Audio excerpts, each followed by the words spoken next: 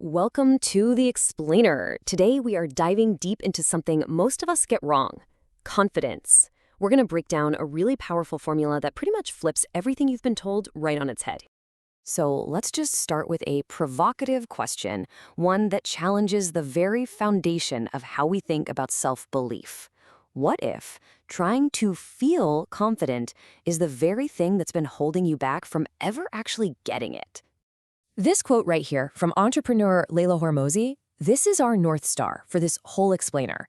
It's the key that unlocks a totally new framework for building a kind of confidence that actually sticks around. Okay, let's get into it by busting the biggest myth out there.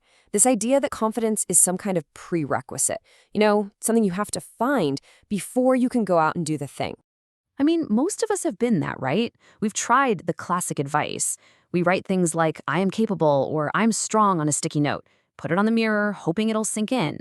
But as Hormozi points out, that feeling usually vanishes the second you walk away. It's just a temporary high, not a real lasting change. And this slide right here, this is where we flip the entire script. The old way says you need the confidence first, then you can act.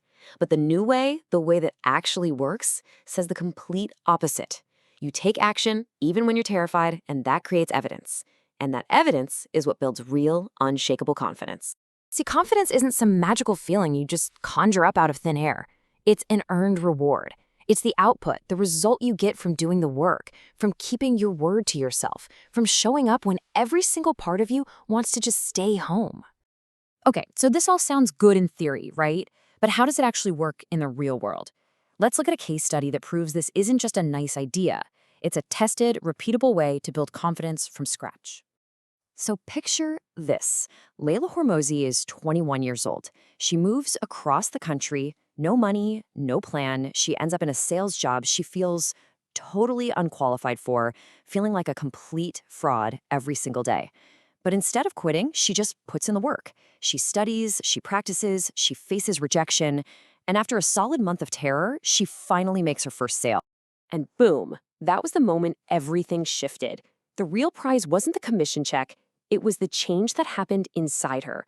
The action she took, despite being scared out of her mind, gave her undeniable proof that all those old, limiting beliefs about herself were just wrong. Her entire identity was rewritten in that one moment. You see, our brains are basically just evidence-gathering machines. They're wired for survival, not necessarily for success. They build who we think we are based on hard, cold evidence. You can't just think your way into a new identity. You have to act your way into it, one piece of proof at a time. So now we know that confidence comes from evidence. The next logical question is, okay, how do you gather that evidence effectively, especially when your own feelings can be so unreliable? Let's be real for a second. This is what progress usually feels like day to day. It's a chaotic mess, right? You've got good days, you've got bad days, and our brains are naturally wired to obsess over the negative. So on any given Tuesday, you might feel like a total failure, even when you're actually winning. But then you step back. You actually track the data. And the picture changes completely. You see the truth. A clear, objective, upward trend. Those bad days, they're just tiny dips in a consistent climb. And that is exactly why tracking your wins is absolutely non-negotiable. You have to feed your brain objective data to fight back against all those emotional stories it tells you. Just remember this mantra. Confidence comes from data, not from dopamine. So you're on board, you're ready to gather some evidence. But maybe that first step still feels impossibly huge. If you're struggling to get started, I can almost guarantee it's because your goal is just too big. Here's the secret. The real game changer. You have to reframe the goal. You're not trying to make some giant leap. You're just trying to get one small win, a single piece of evidence. And the fastest way to do that is to start with a tiny tweak, an action so small that you literally cannot fail. So take a look at this public speaking ladder, for example. Someone who's terrified of speaking on a main stage doesn't start there. No way. They start at step 1, speak for just 60 seconds on a low-stakes team Zoom call. That one small win creates the evidence and the confidence to climb up to the next round.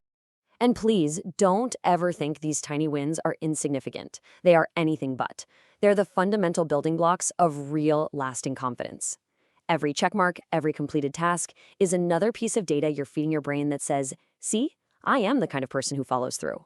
All right, but what about the final boss, the biggest obstacle of all? I'm talking about that raw, physical feeling of fear that stops you from even attempting that first tiny tweak. How in the world do you push through that? You have to burn this principle into your brain. Ready? Emotion follows motion. We have it completely backwards. We wait around to feel brave before we do the brave thing. The truth is, the feeling of bravery only comes after the brave act. Action is the cause, the emotion is the effect. So the goal is not to become fearless. That's impossible. The goal is simply to learn how to act while you're afraid. So instead of fighting the fear, you just acknowledge it. You accept it. And as Hormozi so brilliantly puts it, you decide to just put it in your purse and take it with you for the ride. And when you feel that fear creep in, remember these truths. It doesn't mean something's wrong. It actually means your brain is working perfectly. That feeling is always, always at its worst right before you start. And it will physically get smaller the moment you get into motion. You are literally wired to handle this feeling.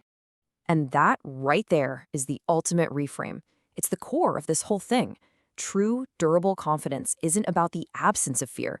It's the deep-seated knowledge built on a mountain of your own evidence that you are capable of acting right in its presence. Look, this entire formula is just a bunch of nice ideas without action. So the only question that really matters now is the one on your screen. What is the one tiny tweak you're going to make today to start building your own stack of evidence?